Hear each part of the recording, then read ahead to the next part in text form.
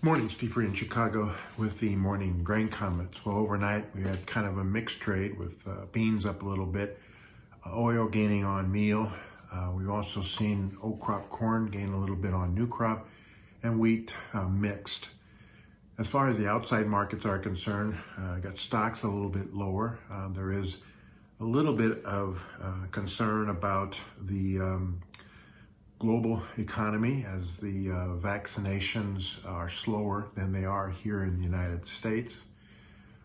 We're also watching a little bit of a pickup in crude oil, and the dollar is still kind of firm. Crude oil picking up, I think, in part has to do with the fact that we could be seeing a resurgence in demand here, especially here in the United States, and that could help pent up demand for many products and also for fuel economy. The European traders are just getting back from holiday, and traders will be back later this week, which means we could see increased volume and volatility going into the USDA Friday's report.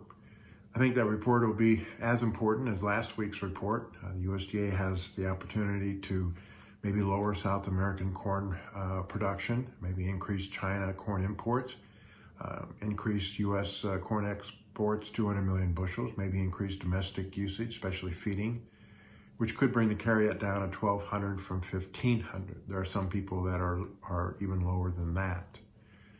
We also note that in beans, they may not change a lot because they feel that 120 million bushels is minimum pipeline, but they could lower South America beans.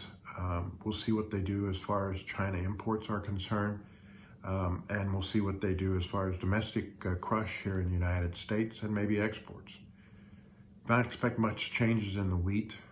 As far as the other fundamentals, weather-wise, Brazil is still dry. Argentina is seeing some rain, which could slow harvest there. U.S. plains will be dry. There'll be 6 to 10 day for the Midwest is mostly normal temps and normal rains, which should be good for planting. USDA said 3% of the corn is planted in the U.S. The surprise was that they kind of lowered the winter wheat ratings more than people thought, 53% good to excellent. Most of the decline was in Texas, Colorado, Nebraska, and hard red winter wheat is rated 16% poor to very poor. Soft wheat ratings and white wheat ratings were all higher than average. We also note that from a wheat standpoint, there's a tender to Egypt, which could be important as far as prices go, and Russian new crop export policy. So after the report, we'll start focusing on weather. And again, our weather guy feels that there is some ridging starting to develop in the Rocky Mountains. It could extend into the plains. And by mid-May, we could start seeing it expand maybe into the Midwest, keeping the northern plains dry and the west of the Mississippi drier later this summer. That's something that we haven't traded yet. So we'll see if volume comes back. We'll see what the USDA has to say on Friday. And then we turn most of our focus on Northern Hemisphere weather and China demand.